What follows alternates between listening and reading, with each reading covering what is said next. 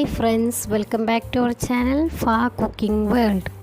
ഇന്നൊരു സിമ്പിൾ റെസിപ്പിയാണ്. നമ്മൾ ദോശൻ്റെ കൂടെ ഇഡ്ഡലിൻ്റെ കൂടെയൊക്കെ കഴിക്കണ ഇഡ്ഡലിപ്പൊടിയാണ് ഇന്ന് ഉണ്ടാക്കാൻ പോകുന്നത്. അതെങ്ങനെയാണ് ഉണ്ടാക്കുന്നതെന്ന് നമുക്ക് നോക്കിയാലോ. ഇതുവരെ ചാനൽ സബ്സ്ക്രൈബ് ചെയ്യാത്ത ഫ്രണ്ട്സ് ഉണ്ടെന്ന് സബ്സ്ക്രൈബ് ചെയ്ത് സപ്പോർട്ട് ചെയ്യണേ. ഇഡ്ഡലിപ്പൊടിയിൽ കുറച്ച് വെളിച്ചെണ്ണ ഒഴിച്ച് മിക്സ് ചെയ്ത ശേഷം വേണം ഇഡ്ഡലി അതിൽ ടച്ച് ചെയ്തിട്ട് കഴിക്കാൻ വേണ്ടിയിട്ട്. ഇഡ്ഡലിപ്പൊടി ഉണ്ടാക്കിയ ചട്ടീൻ്റെ ഒന്നും ആവശ്യമില്ല കേട്ടോ. നമുക്ക് വളരെ ടേസ്റ്റി ആയിട്ടുള്ള വളരെ എളുപ്പത്തിലുള്ള ഇഡ്ഡലിപ്പൊടി എങ്ങനെ ഉണ്ടാക്കാമെന്ന് നോക്കിയാലോ. അതിനു വേണ്ടി ആദ്യം ഞാനൊരു കപ്പ് മട്ടയരിയാണ് എടുത്തിട്ടുള്ളത്. നമ്മുടെ അരി നന്നായിട്ട് ഇളക്കി കൊടുക്കണം.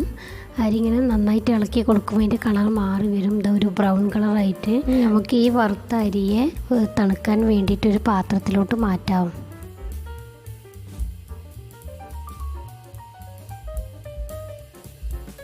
അതിന് ശേഷം ഇനി നമുക്ക് വറക്കേണ്ടത് ഉഴുന്നാണ്. അരി എടുത്ത് അതേ അളവ് കപ്പ് തന്നെ നമുക്ക് ഉഴുന്ന് ഒരു കപ്പ് എടുത്തിട്ട് അത് നന്നായിട്ട് നിറം മാറുന്നത് വരെ വഴറ്റി കൊടുക്കാം. അപ്പോൾ അതിൻ്റെ കളർ ഒരു ഗോൾഡൻ ബ്രൗൺ കളറായി വരുന്നുണ്ട്. വറുത്ത ഉഴുതിന് നമുക്ക് ചൂടാറാൻ വേണ്ടിയിട്ട് അരി ഇട്ട് കൊടുത്ത പാത്രത്തിലേക്ക് തന്നെ നമുക്ക് ഇട്ട് കൊടുക്കാം. അതിന് ശേഷം നമുക്കിനി ഒരു കപ്പ് ചെറുപയർ എടുത്തിട്ട് നന്നായിട്ട് ഇളക്കി കൊടുക്കാം.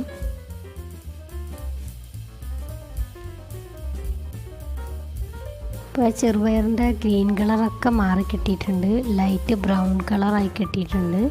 ഇനി നമുക്കിതിനെ പാത്രത്തിലോട്ട് തന്നെ മാറ്റാം. ഇനി അടുത്തതായിട്ട് പാനിലോട്ട് 1 ടീസ്പൂൺ കുരുമുളക് ഇട്ട് കൊടുത്ത് നമുക്ക് നന്നായിട്ടൊന്ന് വറുത്തെടുക്കാം. കുരുമുളകിൻ്റെ കളറ് ജസ്റ്റ് ഒന്ന് മാറിക്കിട്ടും. ഇനി നമുക്കിതിനെ പാത്രത്തിലോട്ട് ഇട്ട് കൊടുക്കാം. ഇനി നമുക്ക് വേണ്ടത് അടുത്തത് 2 ടീസ്പൂൺ അളവിൽ വെള്ളമാണ്. ഇത് ഓപ്ഷണലാണ്, ഉണ്ടെങ്കിൽ മാത്രം ഇട്ട് കൊടുത്താൽ മതി. ഇതിട്ട് കൊടുത്താൽ നല്ലൊരു ടേസ്റ്റ് കിട്ടും. നമുക്കിതിന് നന്നായിട്ടൊന്ന് വറുത്തെടുക്കാം. ഇതിൻ്റെ കളറൊന്ന് ജസ്റ്റ് ലൈറ്റായിട്ടൊന്ന് മാറിക്കിട്ടും.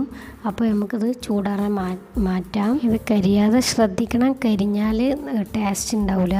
ഈ വറുത്ത് കിട്ടിയ എള്ളിനെ നമുക്ക് ആ പാത്രത്തിലോട്ട് തന്നെ മാറ്റാവുന്നതാണ്. അതിന് ശേഷം ഈ ചൂടായ ഫ്രൈ പാനിലോട്ട് ഒരു 8 വരമുളകാണ് ഇട്ടിട്ടുള്ളത്. മുളക് നന്നായിട്ടൊന്ന് വറുത്തെടുക്കുക. അതിന് ശേഷം നല്ലൊരു മണത്തിന് വേണ്ടിയിട്ട് നമുക്ക് കറിവേപ്പില ഇട്ട് ഇത് രണ്ടും നന്നായിട്ടൊന്ന് വറുത്തെടുക്കാം. അങ്ങനെ അതും നമുക്ക് ചൂടാറാൻ വെക്കാം. അപ്പോൾ ഇതെല്ലാം ഒരു 10 മിനിറ്റ് ചൂടാറാൻ വെക്കാം. അതിന് ശേഷം ഇതിലോട്ട് 1/2 ടീസ്പൂൺ കായപ്പൊടിയും 1 ടീസ്പൂൺ ഉപ്പും കൂടി ചേർത്തിട്ട് നമുക്കിതെല്ലാം കൂടി ഒന്ന് പൊടിച്ചെടുക്കാം. നന്നായിട്ട് പൊടിയാൻ പാടില്ല, കുറച്ച് തരിതരിയായിട്ട് പൊടിഞ്ഞ് കിട്ടിയാൽ മതി. നന്നായിട്ട് പൊടിഞ്ഞാൽ ടേസ്റ്റ് ഉണ്ടാവില്ല. ഇതായിപ്പോൾ നമ്മുടെ അരിയും ഉഴുന്നും ചെറുപയറും മുളകും ഒക്കെ നന്നായിട്ട് തണുത്ത് കിട്ടിയിട്ടുണ്ട്. ഇനി ഇതെല്ലാം കൂടി ഒന്ന് മിക്സ് ചെയ്തിട്ട് വേണം നമുക്കത് കുറച്ചായിട്ട് മിക്സിൻ്റെ ജാറിലോട്ട് ഇട്ട് കൊടുത്ത് നമുക്കിത് പൊടിച്ചെടുക്കാം.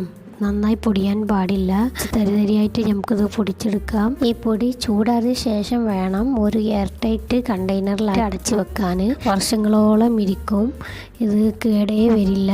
ഈ പൊട്ടുപൊടി ഉണ്ടാക്കണമെങ്കിൽ നമുക്ക് മുളകിൻ്റെ അളവ് കൂട്ടും ചെയ്യുക, കുറക്കും ചെയ്യുക. അതുപോലെ ഉപ്പും തന്നെ. കുട്ടികൾക്കൊക്കെ കൊടുക്കുകയാണെങ്കിൽ കുറച്ച് മുളക് കുറക്കുന്നതാണ് നല്ലത്. ഇതുപോലെ എല്ലാവരും ഒന്ന് ട്രൈ ചെയ്യുക, സപ്പോർട്ട് ചെയ്യുക. താങ്ക്